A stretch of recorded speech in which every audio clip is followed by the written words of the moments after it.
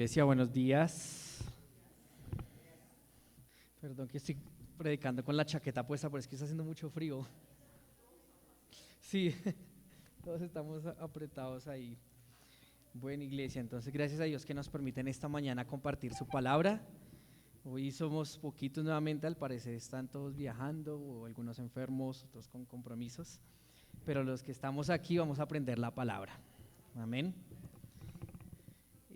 Bueno, Iglesia, entonces antes de orar vamos a hacer un pequeño recorderis de lo que estuvimos viendo hace 8 días. Entonces en Hechos capítulo 9,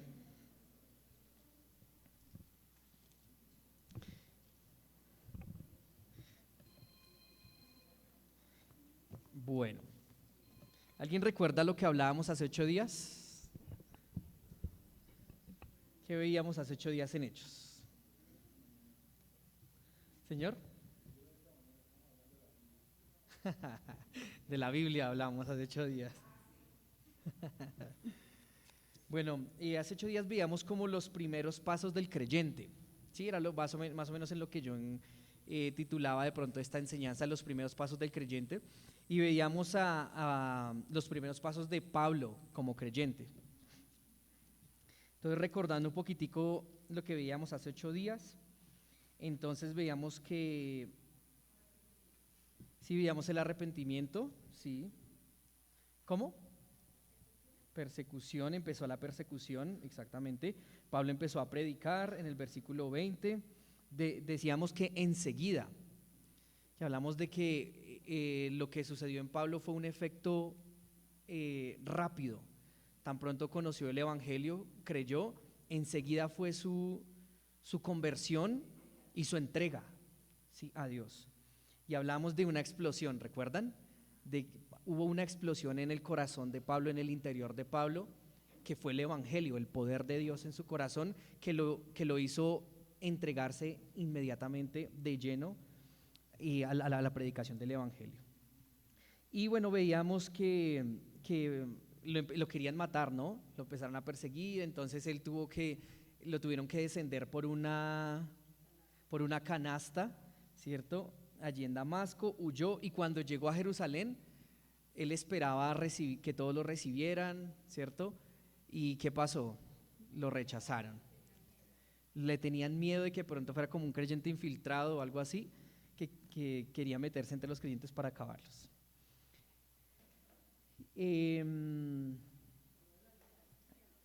Se habló. Bernabé, hablamos de Bernabé, muchas gracias, mi hermana. Ay, vale, gracias. Matica para el frío. Gracias, mi hermana. Sí, hablamos también de Bernabé, sí, como de ese reconciliador, de ese hijo de consolación, ¿no? Que consoló a Pablo, que logró reconciliar a los discípulos con Pablo, porque no le estaban dando la espalda, le tenían miedo. Y también terminamos hablando acerca de la iglesia, de cómo crecía la iglesia, ¿sí? Una iglesia crece en la medida en que hay temor de Dios, y la fortaleza del Espíritu Santo también es la que ayuda, ¿sí? La que permite también esa edificación. Y bueno, y el día de hoy, si el Señor lo permite, vamos a estar desde el versículo 36 al versículo 43. Entonces hoy sí terminamos, si Dios permite, el Hechos 9. Me tuvieron que aguantar todo junio, que soportar, literal. Todo junio estaba mirando y yo todo junio. Y pues aquí vemos 2 milagros, iglesia, 2 milagros. Entonces vamos a ponernos en pie y lo vamos a leer al unísono. Hechos 9, versículos 32 al 43. Y vamos a ver qué nos dice la palabra. ¿Ya todos lo tenemos? Listo. Entonces a la cuenta de 3, 2, 3.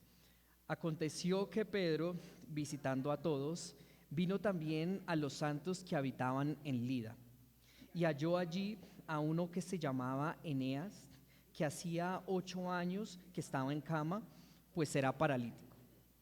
Y le dijo Pedro: Eneas, Jesucristo te sana.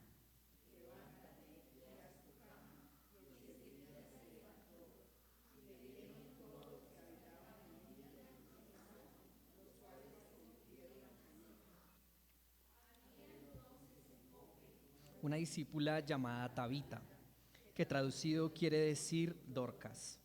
Esta abundaba en buenas obras y en limosnas que hacía. Y aconteció que en aquellos días enfermó y murió.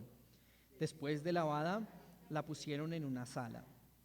Y como Lida estaba cerca de Jope, los discípulos, oyendo que Pedro estaba allí, le enviaron 2 hombres a rogarle: no tardes en venir a nosotros. Levantándose entonces Pedro, fue con ellos, y cuando llegó, le llevaron a la sala, donde le rodearon todas las viudas, llorando y mostrando las túnicas y los vestidos que Dorcas hacía cuando estaba con ellas. Entonces, sacando a todos, Pedro se puso de rodillas y oró. Y volviéndose al cuerpo, dijo: Tabita, levántate. Y ella abrió los ojos, y al ver a Pedro se incorporó. Y él, dándole la mano, la levantó. Entonces, llamando a los santos y a las viudas, la presentó viva. Y esto fue notorio en toda Jope, y muchos creyeron en el Señor. Y aconteció que se quedó muchos días en Jope, en casa de un cierto Simón curtidor. Listo, pueden sentarse. Entonces, iglesia, vemos 2 cosas, 2 milagros básicamente, ¿sí? El primero es de Eneas, dice la palabra, ¿cierto? De versículo 32 al 35, y el segundo es de Dorcas, ¿cierto? Que es resucitada. Entonces, Dios nos lleva a aprender acerca de 2 milagros realizados por mano de Pedro. Sin embargo, iglesia, ya hemos hablado un poco acerca de los milagros, ¿sí? Cuando estuvimos viendo en Hechos 4 el paralítico, ¿sí? Hablamos acerca de los milagros y Dios me llevó a enfocarlo en las pruebas, ¿sí? Entonces esta vez vemos nuevamente milagros, y yo orándole a Dios y pidiéndole que me guiara qué quiere que hable, me llevaba más a enfocarlo en la enfermedad, ¿sí? Por eso es que el título de este sermón es La soberanía de Dios sobre la enfermedad, ¿sí? Además de que a nadie es ajena a la enfermedad, ¿sí? Es un tema también que a todos nos ha tocado en algún momento, y pues el Señor seguramente quiere hablarnos acerca de eso también. Entonces vamos a orar y posterior iniciamos. Gracias, Padre, en esta mañana por tu preciosa palabra, Señor, y allí en el libro de los Hechos. Gracias, Señor, por enseñarnos, Señor, y mostrarnos, instruirnos a través de estos milagros, Señor, de Eneas y de Dorcas, Señor, tantas verdades tuyas.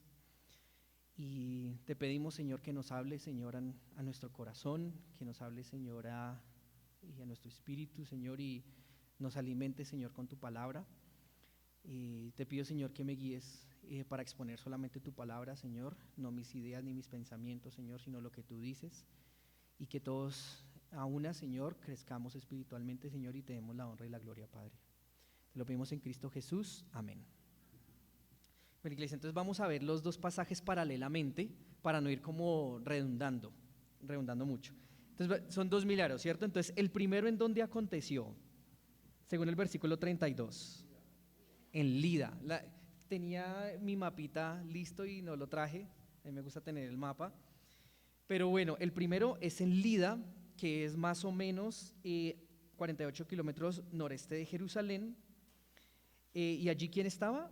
Eneas, nos habla de Eneas, ¿cierto? Y en el versículo 36 nos habla de otro lugar. ¿Cuál es? Jope, ¿cierto? Nos habla de Jope. Entonces Lida y Jope, más adelante vemos que llamaron a Pedro para que fuera también. Eran 2 lugares cercanos, sí, relativamente cercanos. Jope era un puerto, en realidad. Quería mostrarles en el mapita, pero Jope queda ubicado en todo el puerto, toda la frontera, digámoslo así, cerca al mar, y la mayoría de este lugar eran griegos, mientras que la mayoría en Lida eran judíos. En Jope, si nosotros recordamos Jonás, allí fue donde Jonás, ¿recuerdan la historia de Jonás cuando el Señor lo mandó a predicar a Nínive? Se fue para Tarsis. Miremos en Jonás 1:3, ahí vemos que este fue el lugar de donde partió Jonás para huir de la presencia del Señor, como dice la palabra. Entonces Jonás, amigo Dubán, ¿lo tiene? Jonás 1:3.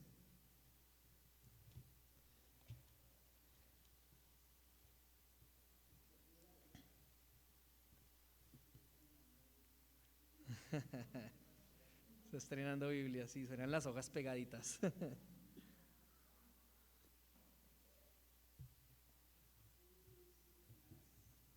Jonás 1:3. Capítulo 1, versículo 3.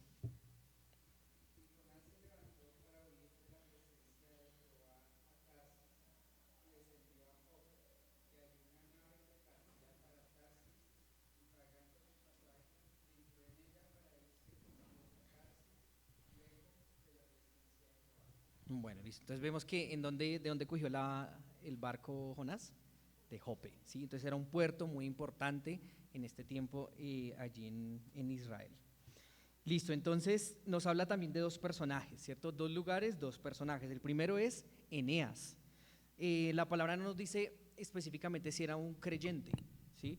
Pero cuando se habla de creyente, por lo general hace la referencia a discípulo, ¿no? Como lo vemos con Dorcas. En el versículo 36 dice, había entonces en Jope una discípula, exactamente, discípula. Mientras que en el 33, hablando de Eneas, dice halló allí a uno que se llamaba Eneas.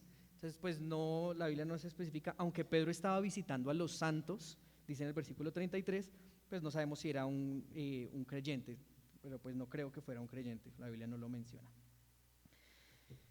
Y de Eneas tampoco la Biblia nos menciona mucho, nos habla mucho de quién era este hombre, Eneas. Sin embargo, de Dorcas sí nos habla bastante, y aquí vamos a ver algunas cosas.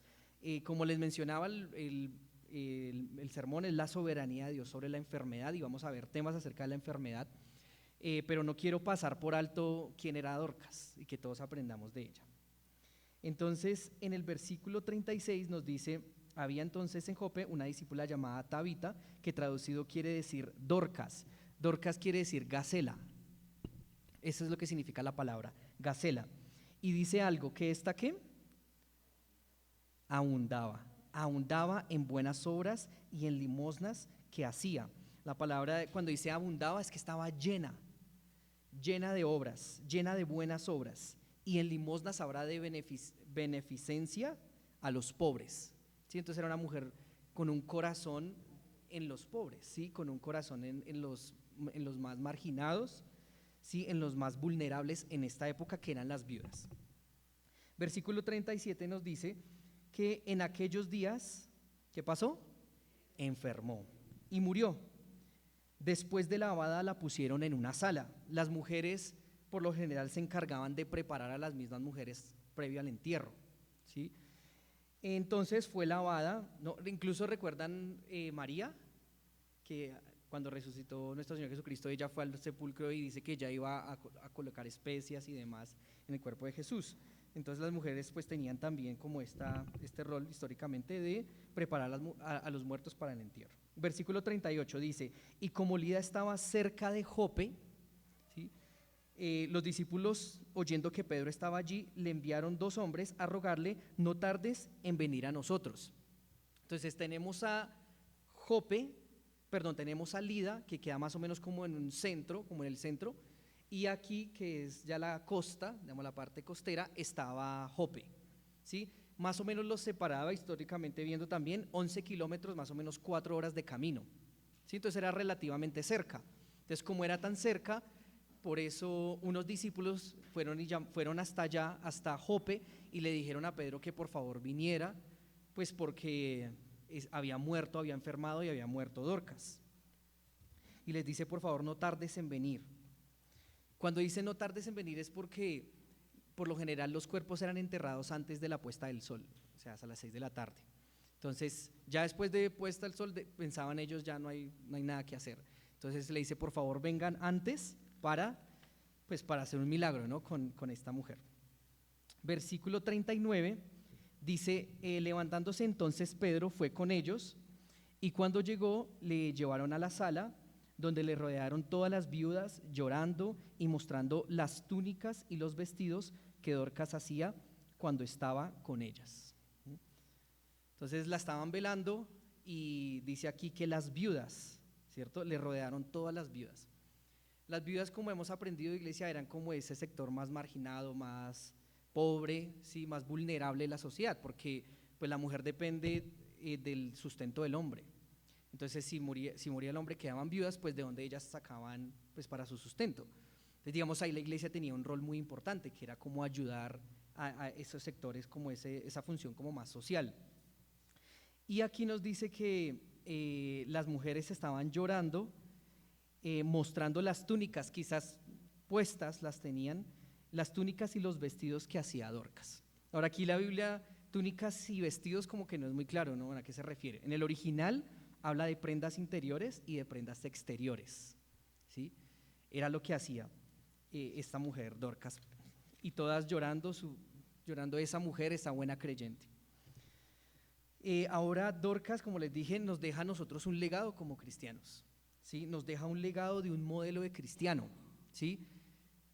Como hemos venido aprendiendo, Dios nos salvó por su gracia, ¿cierto? Por medio de la fe, pero también para que andemos en buenas obras, ¿sí? Para que hagamos buenas, no porque seamos salvos por esas obras, sino como resultado de la salvación.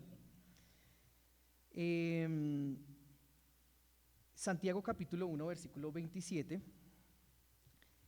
Miremos la importancia en la palabra acerca de la ayuda.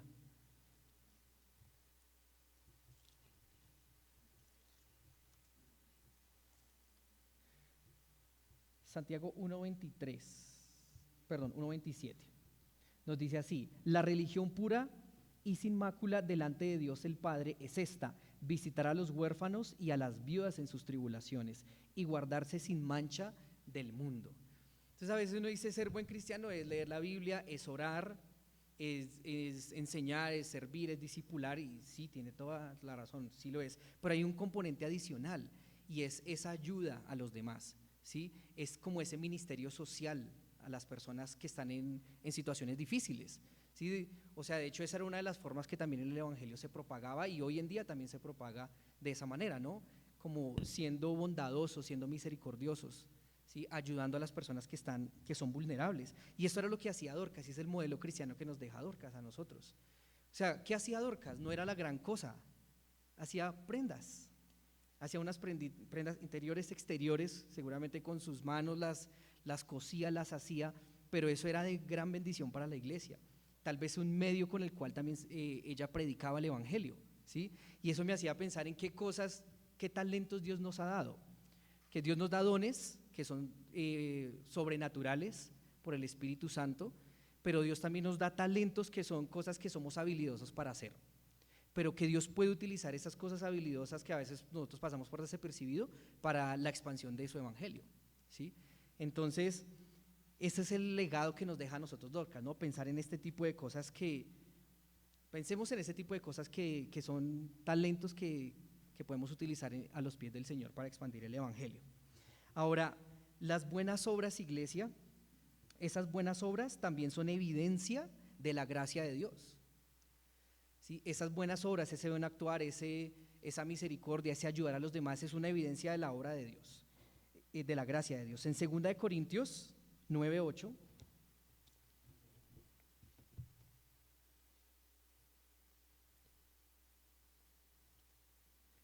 Segunda de Corintios 9:8, Davidcito lo lee, porfa.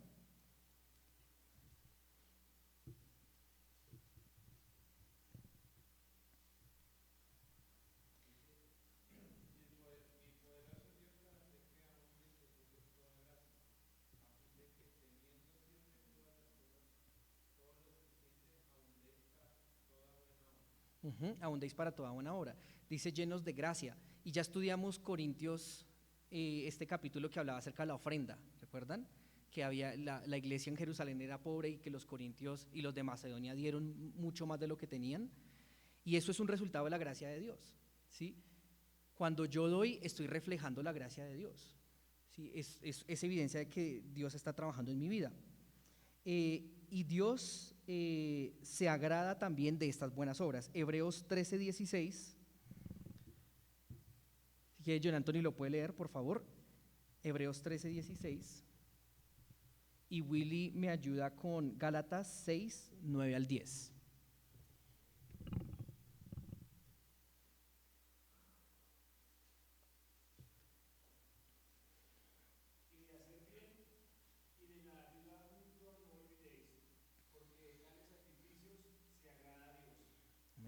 ¿Sí? Dice entonces, ¿de la ayuda mutua qué? No nos olvidemos, porque es que a veces nosotros a eso no le paramos muchas bolas, perdón por la expresión, ¿sí? Sino que a veces nos olvidamos de verdad de la ayuda mutua, ¿sí? Dice porque Dios se agrada de eso y son como un sacrificio, ¿sí? Un sacrificio que es una ofrenda delante de Dios. Cuando yo ayudo a otro hermano que está en necesidad es como si le estuviera dando una ofrenda a Dios, ¿sí? Lo ve como un sacrificio. Y Dios también recompensa esas buenas obras que nosotros hacemos. En Gálatas 6, 9 y 10. Willy, ¿lo puede leer, por favor?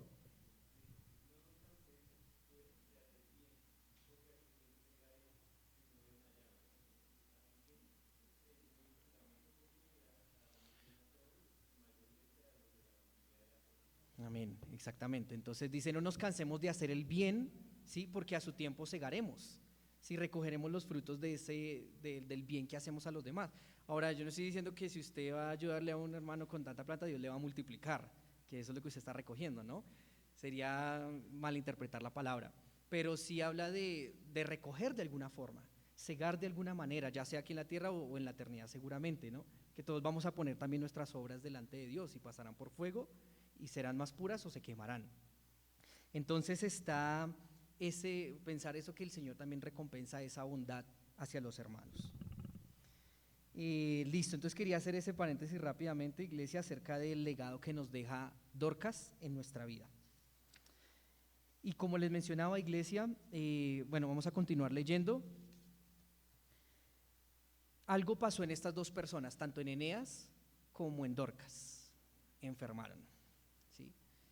Y en Eneas como no creyente seguramente, y en Dorcas como creyente, la enfermedad les llegó, ¿sí? Entonces la enfermedad es algo que afecta a todo el mundo, a eso voy, a toda la humanidad, creyentes, no creyentes, son afectados por la enfermedad. Y ahora, pensando yo en esto, ¿qué causa la enfermedad? Fue lo primero que yo quise empezar a resumir. ¿Qué causa la enfermedad? ¿Sí? ¿Por qué nos enfermamos?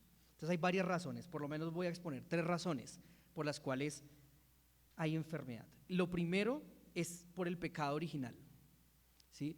O sea, nosotros nos enfermamos también porque dice la palabra que la tierra está bajo esclavitud de corrupción, ¿sí? La tierra está bajo esclavitud de corrupción y gime para ser redimida. Pero no solamente la tierra, sino nosotros también estamos esclavos a la corrupción. Heredado el pecado de Adán, nuestro cuerpo también heredó toda esa corrupción y está viciado de males y de enfermedades. Romanos 8, 18 al 23, miremos lo que dice allí.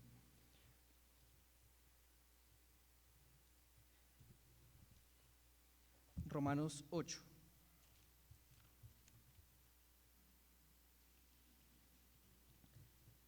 Miren, Romanos 8, 18 al 23 dice: pues tengo por cierto que las aflicciones del tiempo presente no son comparables con la gloria venidera que en nosotros ha de manifestarse, porque el anhelo ardiente de la creación es el aguardar la manifestación de los hijos de Dios, porque la creación fue sujeta a vanidad, no por su propia voluntad, sino por causa del que la sujetó en esperanza, porque también la creación misma será libertada de la esclavitud de corrupción a la libertad gloriosa de los hijos de Dios, porque sabemos que toda la creación gime a una, y aún está con dolores de parto hasta ahora.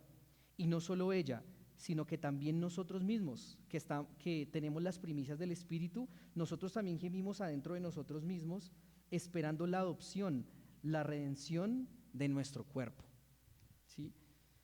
Entonces, tanto la tierra como nosotros también estamos sujetos a esa corrupción del pecado original y gemimos para ser redimidos, para que nuestro cuerpo sea redimido, ¿sí?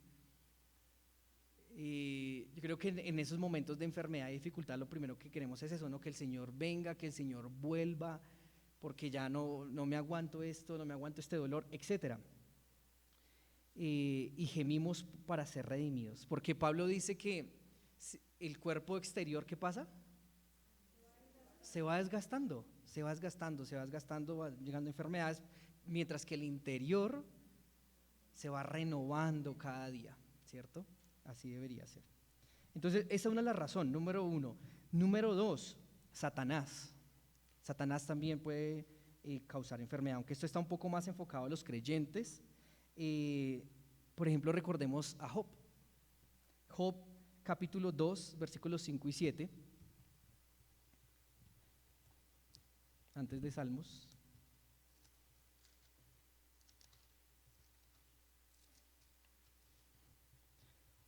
Job 2, 5 y 7 dice: pero extiende ahora tu mano y toca su hueso y su carne, y verás si no blasfema contra ti en tu misma presencia.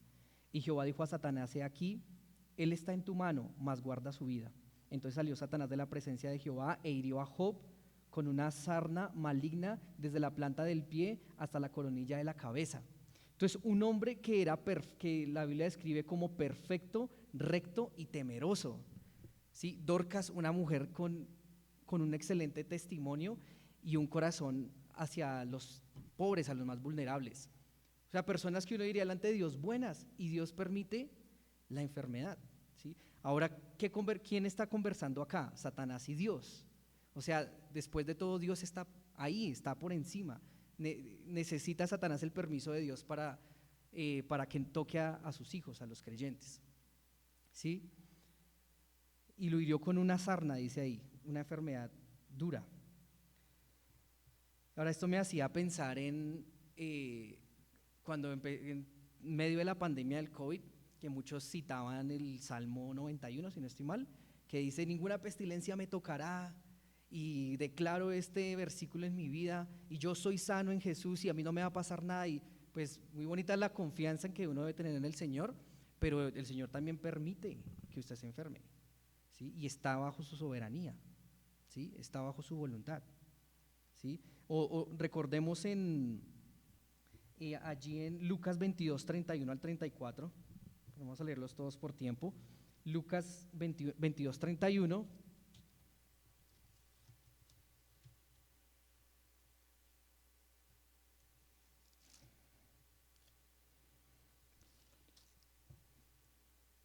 Dice: dijo también el Señor: Simón, Simón, he aquí Satanás os ha pedido para zarandearos como a trigo. ¿Sí? Entonces vemos como el Señor permite a Satanás hacer cosas a sus hijos. ¿Sí? Os ha pedido para zarandearos, y zarandearos no es como medio moverlo así, sino cogerlo y zarandearlo fuerte. ¿Sí? Y puede utilizar la enfermedad para hacerlo. Puede utilizar la enfermedad para hacerlo. Otro ejemplo, Pablo. Pablo es otro ejemplo, 2 Corintios 12, 7.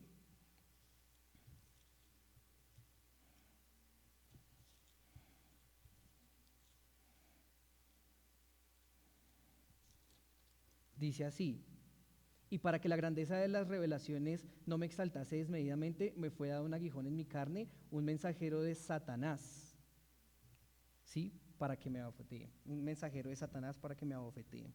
Ahora, en temas del aguijón de Pablo es muy controvertido, ¿no? Y como que uno no puede decir a ciencia cierta: este es el aguijón de Pablo, porque la Biblia no dice el aguijón de Pablo es, ¿sí? Algunos dicen que malaria, otros dicen que fiebre, otros dicen que de pronto era más bien una concupiscencia que tenía Pablo, una lucha interna,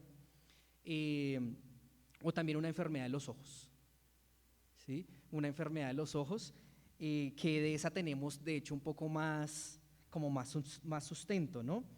En Gálatas 4:15, ahí que estamos en Corintios, Gálatas 4:15, nos dice: ¿de dónde pues esta satisfacción que experimentabais? Porque os doy testimonio de que si hubieseis podido, os hubierais sacado vuestros propios ojos para dármelos. Y en Gálatas 6:11 dice: mirad con cuán grandes letras os escribo de mi propia mano. ¿Sí? Entonces Pablo, y aquí más adelante lo vamos a ver, pero Pablo tenía una enfermedad que se notaba físicamente, y que los gálatas querían, como que lo aceptaron a pesar de verlo así, porque o sea, normalmente en el judaísmo tener una enfermedad o algo así visible feo era como sinónimo de un castigo, que Dios estaba disciplinando a la persona, etcétera. Entonces como que se alejaban, pero todo lo contrario, aquí lo recibieron, lo vamos a ver más adelante. Pero bueno, dice un mensajero de Satanás. Entonces, otra causa de la enfermedad. Tercera y una de las más comunes, nuestro propio pecado. Nuestro propio pecado. Primera de Corintios 6:18.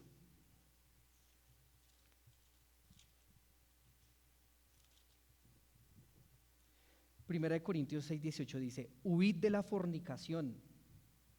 Cualquier otro pecado que el hombre cometa está fuera del cuerpo, mas el que fornica contra su propio cuerpo peca.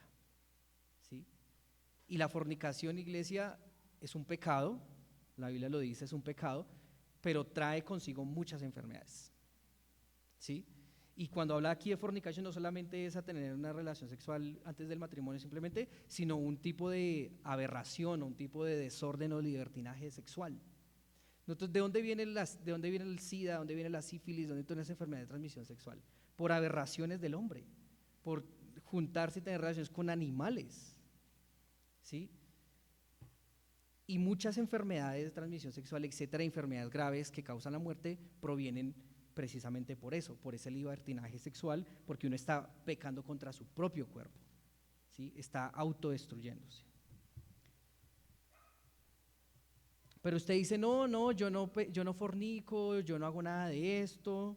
Bueno, Primera de Corintios 11:29 nos da otra razón por la cual nosotros podemos tener enfermedad en nuestra vida. Primera de Corintios 11:29.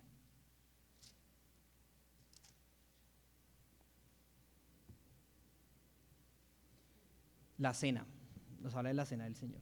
Dice, porque el que come y bebe indignamente sin discernir el cuerpo del Señor, juicio come y bebe para sí. Por lo cual hay muchos, ¿qué? Enfermos y debilitados entre vosotros, y muchos duermen. Nosotros, ¿cómo nos presentamos delante de Dios, iglesia? No solamente es en el momento de la cena como tal, sino en general cómo nos presentamos delante de Dios. Tomar indignamente la cena también habla en general de tomar en juego a Dios, ¿sí?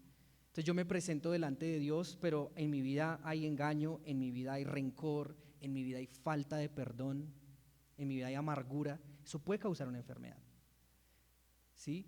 De hecho, muchas de las enfermedades a veces provienen de problemas internos, de problemas psicológicos, problemas mentales, ¿sí? Una persona supremamente deprimida, Gina me corrige, se le bajan sus defensas y es más vulnerable a un virus, a una bacteria, etcétera, ¿sí? Entonces, por eso muchos están enfermos, muchos duermen.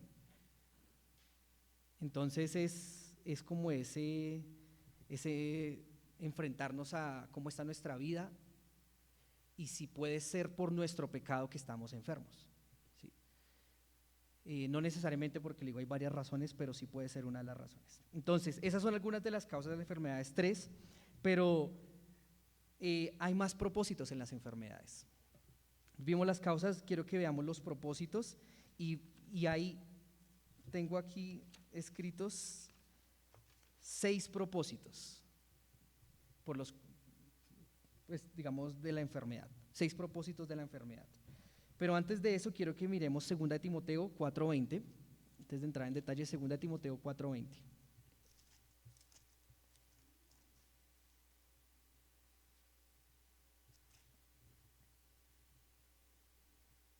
Dice, Erasto se quedó en Corinto y a Trófimo dejé en Mileto enfermo.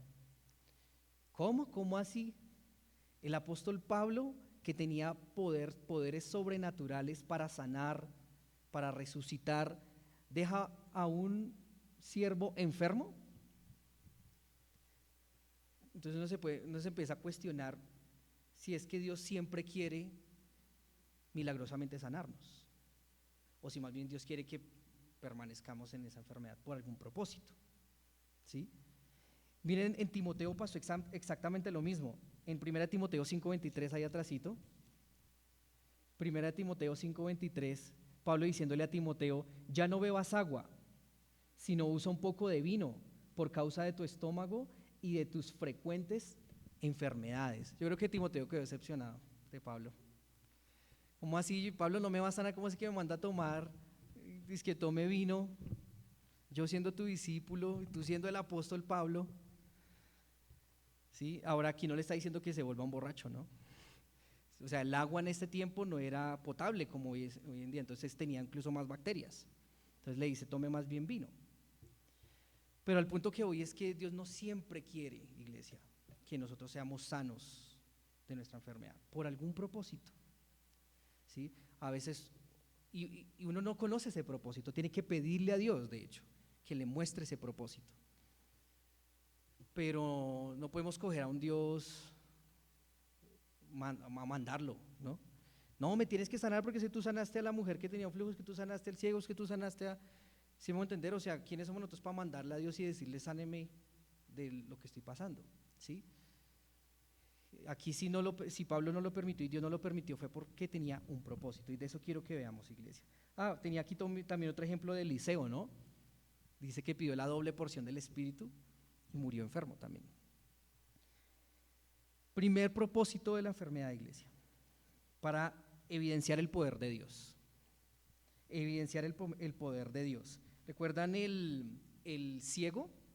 En Juan capítulo 9, por tiempo no que estoy demorándome mucho, pero en Juan capítulo 9 habla de los discípulos, dice, vení, ¿el por qué es ciego? Si pecado él o pecaron sus padres, y él le dice, no, ninguno de ellos pecó, fue para mostrar mi gloria, mi poder. ¿Sí? Allí mismo en el versículo 34 de Hechos, versículo 34 de Hechos 9.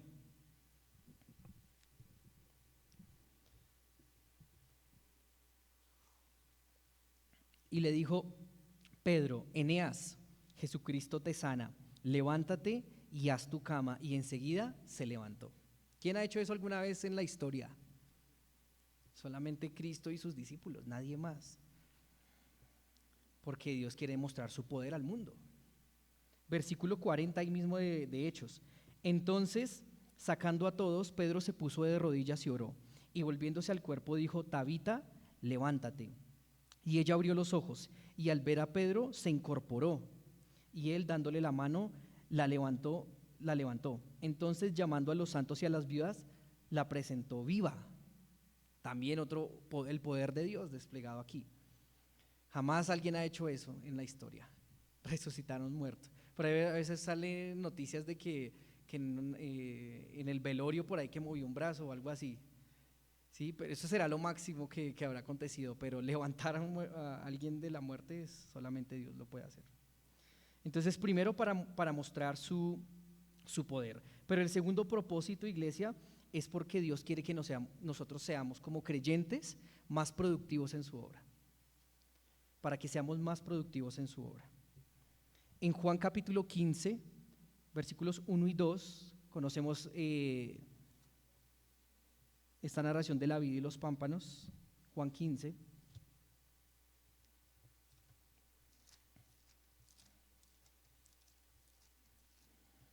Dice, yo soy la vid verdadera y mi Padre es el labrador. Todo pámpano que en mí no lleva fruto, lo quitará. Y todo aquel que lleva fruto, ¿qué dice?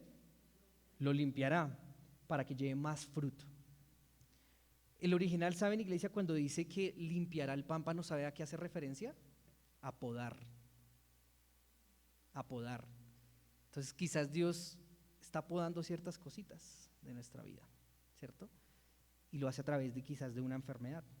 Para que seamos, dice aquí la palabra, para que llevemos más fruto. Para que llevemos más fruto.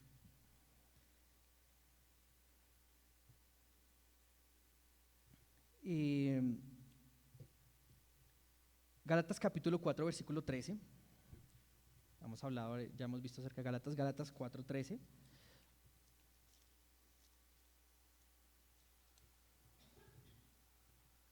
Gálatas 4:13 dice, bueno, desde el 12 dice, os ruego hermanos que no os hagáis como yo, porque yo también me hice como vosotros, ningún agravio me habéis hecho, pues vosotros sabéis que a causa de una enfermedad del cuerpo os anuncié el evangelio al principio, y no me despreciasteis ni desechasteis por la prueba que tenía en mi cuerpo, lo que les decía ahorita.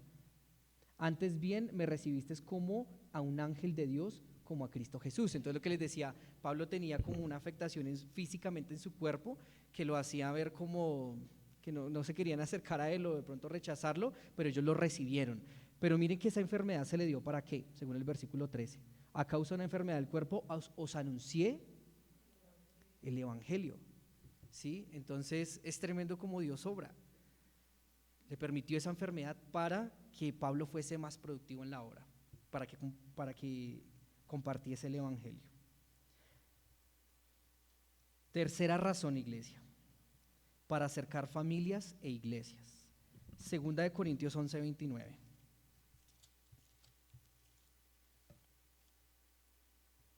Si quiere, mi hermano Manuel lo puede leer, por favor. Segunda de Corintios 11:29, para acercar familias e iglesias.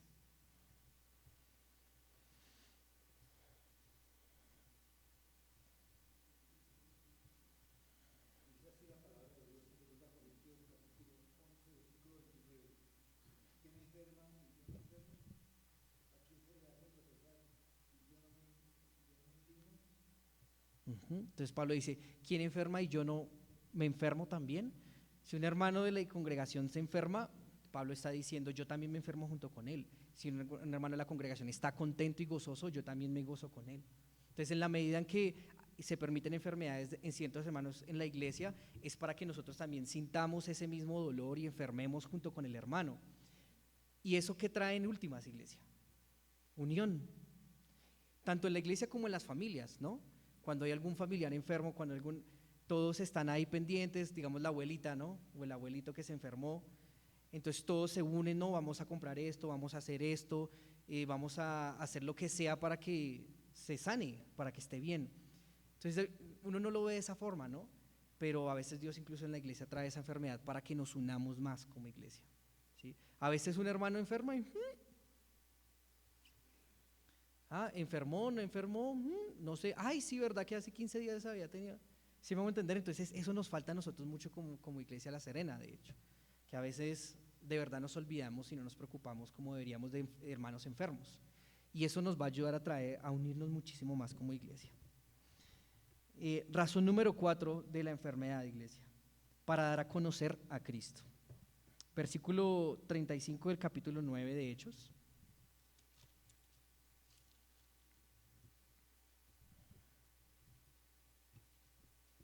Dice,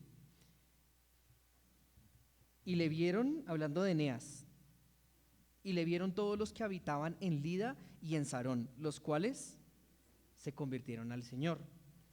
Versículo 42, hablando de Dorcas, esto fue notorio en toda Jope y muchos creyeron en el Señor, ¿sí? Entonces, ¿cómo Dios usa la enfermedad? Tantos propósitos. Quizás esa enfermedad por la que nosotros pasamos es como ese canal para compartir el evangelio, para que muchos crean, ¿sí? Pero a veces uno enfermo, ¿qué hace? Quejarse, ay, no sé qué, y se amarga y se encierra, ¿sí? Todo lo contrario, ¿sí? En cambio, si uno entendiera que el Señor está en control y que permite esa enfermedad por alguna razón, y uno está contento y alegre en medio de eso, y eso lo refleja a otras personas, incluso no creyentes, ¿cómo lo van a ver esos no creyentes a usted? ¿Sí? Este hombre, esta mujer está confiado en el Señor, hay un Dios que está con esta persona, porque mírelo cómo está de gozoso, mírelo cómo está de feliz, que a pesar de su tribulación y su enfermedad dura y difícil, alaba al Señor, le sirve y utiliza eso como un medio para predicarlo. Pero a veces nos pasa todo lo contrario, ¿no? Y es tal vez, yo creo que a veces nos pasa eso es porque no entendemos el propósito por el cual nos pone en esa situación difícil, ¿sí? En esa enfermedad en particular. Aquí utilizó a Eneas y a Dorcas para que muchos creyeran y para que el evangelio se expandiera, ¿sí? Y era la forma en que el Señor obraba en ese tiempo, ¿no? A través de milagros, para que los judíos supieran que era el Mesías. Pero hoy en día no podemos decir, no, si el Señor no hace milagros, entonces no está expandiendo su reino o algo así. No, porque es una forma diferente, somos gentiles, no necesitamos señales, lo hemos aprendido, sino es la predicación de la palabra y el ejercicio del Espíritu Santo en el mundo.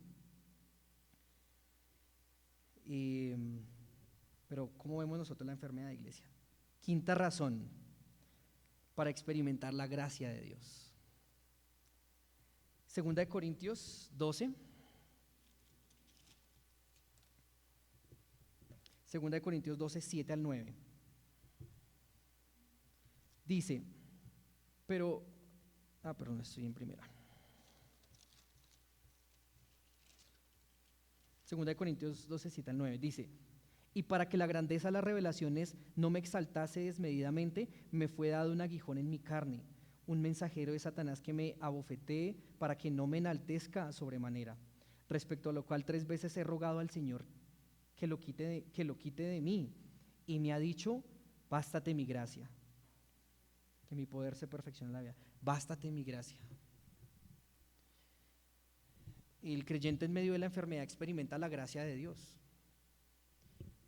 Bástate mi gracia, bástate mi misericordia, bástate mi compasión, bástate mi presencia, ¿sí? Bástate mi palabra, que no sea nada más, sino solamente mi presencia, mi palabra, que sea lo suficiente en su vida, que usted no necesite nada más. Pablo aquí dice que me lo quite, que me quite ese aguijón. Le he pedido 3 veces y el Señor no se lo quiere quitar, porque quiere que dependa de la gracia de Dios, que dependa de su presencia, que dependa única y exclusivamente de Él. Bástate mi gracia. Es como la mujer que estaba sufriendo de ese flujo en Lucas 8:43. Dice ahí la palabra, miremosla allí, Lucas 8:43.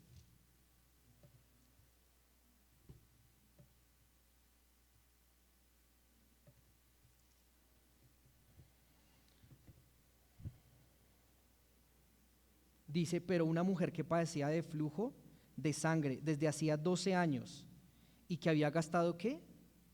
Todo. Dice, había gastado en médicos todo cuanto tenía y por ninguno había podido ser curada. Y a veces Dios nos lleva hasta ese punto, ¿no? Que he gastado todo lo que tengo para entender que lo que necesitaba era la gracia de Dios. Y ¿no es hermoso cuando estamos en esas situaciones, iglesia? Que a veces nos hemos sentido como que hemos gastado todo, que hemos agotado todos los recursos y hemos tenido que llegar al Señor, y el Señor en su gracia nos recibe y hallamos en el descanso y decimos: esto era lo que yo necesitaba era a Dios. Y el Señor nos lleva en ese punto, incluso en la misma enfermedad, hasta agotar el último recurso que tengamos para llegar a Él, para bastarnos de su gracia, para que su gracia sea suficiente. Porque dice la palabra: y porque mi poder se perfecciona en la debilidad, ¿no? Entonces el creyente experimenta también el poder de Dios en esa debilidad. Yo prefiero estar 1000 veces débil a fuerte. Es muchísimo mejor estar débil, iglesia. A veces los problemas son necesarios, las pruebas son necesarias, la enfermedad es necesaria, ¿sí? Porque nos pone más pequeños delante de Dios, nos hace más débiles, más dependientes de Él. Pero cuando estamos bien, estamos con dinero, estamos con salud y todo marcha perfecto, como que uno, sí, se enfría, se empieza a enfriar un poco. Gracias a Dios por esas tribulaciones y por esas enfermedades, porque nos ponen muy cerca de Él. O nos acercan o nos alejan también, ¿no? Porque quizás algunos lo toman del otro lado, ¿no? Ay, Dios, vea lo que me da, no sé qué, y termino alejándome en vez de acercándome a Dios. Y la razón número 6 por la cual también Dios permite las enfermedades es para obtener pureza de sus hijos. Primera de Pedro 5:10.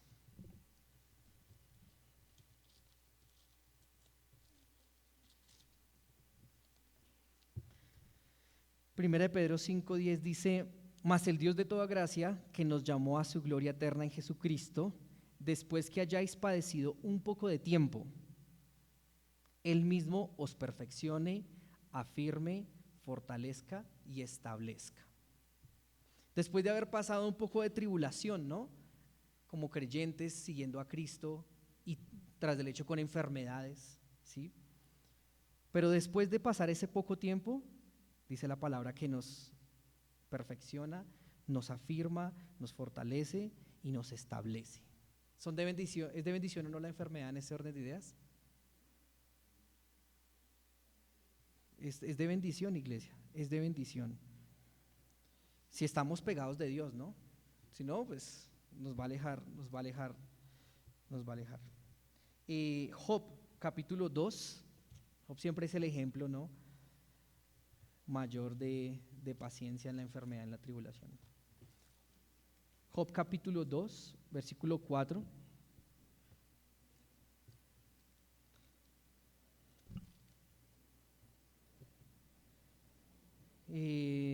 ya lo leímos hasta el versículo, desde el versículo 6 dice, y Jehová dijo a Satanás, aquí él está en tu mano, mas guarda su vida. Bueno, versículo 7 ya lo hemos leído, versículo 8, y tomaba Job un tiesto para rascarse con él y estaba sentado en medio de ceniza. Entonces le dijo a su mujer, ¿aún retienes tu integridad? Maldice a Dios y muérete. Y él dijo, como suele hablar cualquiera de las mujeres, fatuas has hablado. ¿Qué? ¿Recibiremos de Dios el bien y el mal no lo recibiremos? Entonces eso no pecó Job con sus labios, ¿no? Entonces, ¿recibiremos solamente el bien de Dios y el mal no lo recibiremos? Solamente queremos el bien de Dios. Cuando llegan los momentos difíciles, así ya no. Ahí sí ya no Dios. Job 13:15.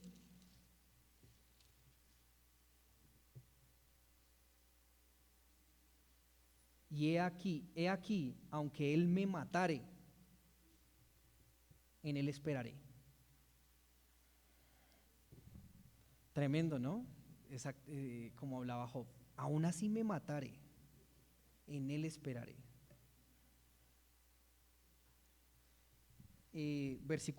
Capítulo 23, versículo 10, que es al punto que voy para obtener pureza. 23:10 dice, de Job,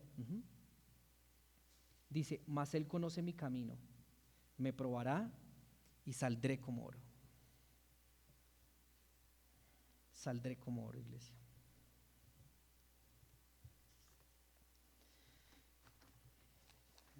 Esos son los 6 propósitos, iglesia, que quería compartir acerca de la enfermedad, para que cuando nos llegue podamos tener la perspectiva correcta de Dios respecto a esa enfermedad. Ahora hay una cura, digámoslo así, o un alivio, un aliciente en medio de la enfermedad. Santiago 5:13.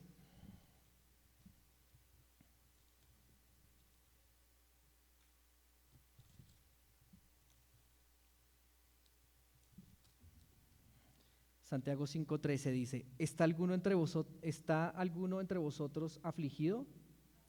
Haga oración. ¿Está alguno alegre? Cante alabanzas. Yo creo que ayer estábamos muy alegres los hermanos que fuimos a evangelizar, porque cantamos alabanzas como hasta las 10 de la noche. Pero fue bonito, fue un tiempo especial y estábamos gozosos y estábamos alabando a Dios, alegres cantándole. Pero dice aquí, si alguno está afligido, alguno está enfermo, haga oración. Versículo 14, ¿está alguno enfermo entre vosotros? Llame a los ancianos de la iglesia y oren por él, ungiéndole con aceite en el nombre del Señor. Ahora, cuando habla del aceite aquí, no es algo místico, es un símbolo, ¿sí? Es un símbolo como cuando en el Antiguo Testamento utilizaban el aceite de la unción, si recuerdan, en el tabernáculo, que Moisés tenía y Aarón tenían que echarse ese aceite de la unción como un símbolo de estar consagrados a Dios. El aceite no tiene ningún poder en sí, es un símbolo, y aquí cuando dice únjale con aceite, es un símbolo de que estamos orando por usted, es un símbolo de que usted está con el Señor, es un símbolo de que el Señor está también con usted en esa situación y si es su voluntad lo puede sanar, ¿sí? Y dice, llame a alguno de la congregación, llame a los ancianos de la iglesia, ¿sí? Ahora no necesariamente habla solamente de los pastores, sino de un líder, de una persona espiritual en la congregación que pueda venir y orar por usted. Pero a veces a los ancianos no los llaman y a los llaman porque los creyentes no lo dicen, no hablan. A veces tienen una enfermedad y antes como que se vuelven más herméticos, más encerrados, ¿sí? Pero esta es una de las curas o una de las alicientes que el Señor muestra en su palabra en términos, en momentos de enfermedad. Llame a un anciano, llame a un líder y que oren por usted. Un símbolo de consagración. Entonces, iglesia, quería compartir esto acerca de la enfermedad, como para recapitular un poco, iglesia, las causas de la enfermedad. Si bien es el pecado original y si bien Satanás también lo hace, muchas veces es por nuestro propio pecado. Pero en medio de esa enfermedad y en medio de esa dificultad, Dios muestra su poder, Dios nos hace más productivos para su obra, Dios nos acerca como iglesia y como familia. El nombre de Cristo se da a conocer, experimentamos su gracia y somos más puros delante de Él. Y hablamos acerca de la cura de la enfermedad. Y terminando en el versículo 43 en Hechos 9,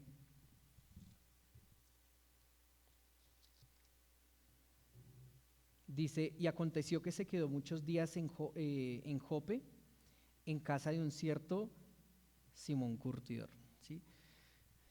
Aquí hace de pronto un cambio. Aquí Pedro se quedó con dice aquí un Simón, un cierto Simón. ¿Y cómo lo apoda? ¿Saben qué es curtidor? Sí, exacto. Que trabaja la piel de animal, las pieles de animales, ¿sí? Y esto también es como una muestra de cómo Dios va pasando de una cultura judía, de una ley judía, donde una persona que trabajaba con animales muertos, recuerdan que el Antiguo Testamento nos dice eso, tocar cadáver, tocar animal muerto, eso era pecado. Pero ahora Simón está al lado de un curtidor, se quedó en casa por muchos días de un curtidor que manejaba muertos, animales muertos.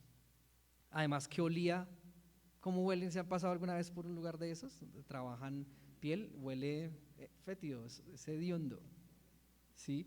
Y de hecho en la ley estaba permitido que, estaba leyendo aquí, me pareció interesante, en las costumbres judías, un rabí le daba permiso a las mujeres de que se divorciaran de un curtidor por los malos olores, ¿sí? Pero aquí vemos todo lo contrario, o sea, un Pedro quedándose en casa de un curtidor, ¿sí? Demostrando cómo se aleja cada vez más de la ley, de una serie de ritos, de cosas que hay que hacer, a los gentiles, al amor, a la compasión, al perdón, a la fe, ¿sí? Y eso lo vamos a empezar a ver en capítulo 10, que es uno de los primeros gentiles que creen que es Cornelio, ¿sí? Con el favor de Dios. Y así terminamos el capítulo 9, iglesia. De Hechos, por fin, damos fin a este capítulo, agradeciéndole a Dios por todo lo que nos habló a través de él. Entonces vamos a terminar en oración, iglesia.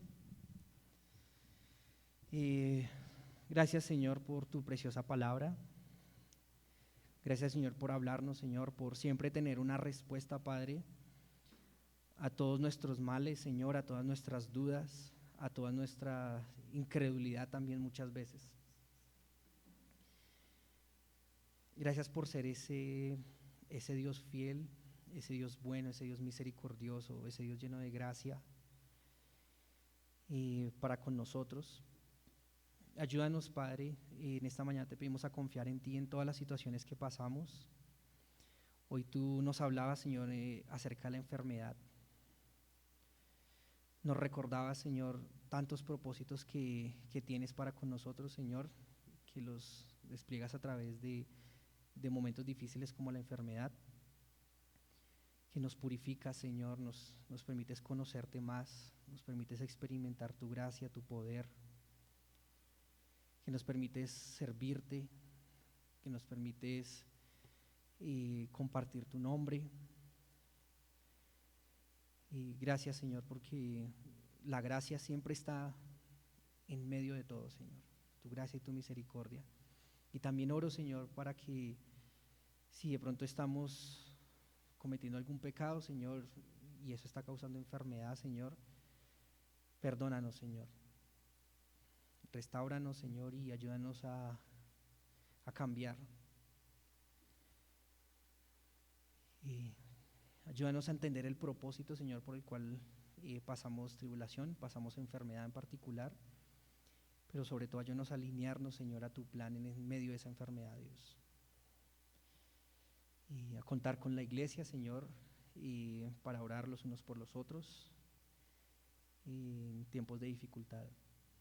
Gracias, Señor, por enseñarnos acerca también de Dorcas y de esas buenas obras, llena de buenas de obras de beneficencia, que nos ayude, Señor, a no olvidarnos de hacer el bien el uno al otro, no cansarnos de hacer el bien, en especial a la familia de la fe. Y gracias, Señor, porque tú nos hablas y nos instruyes en nuestro corazón, y para ti siempre es la gloria y la alabanza en Cristo Jesús. Amén.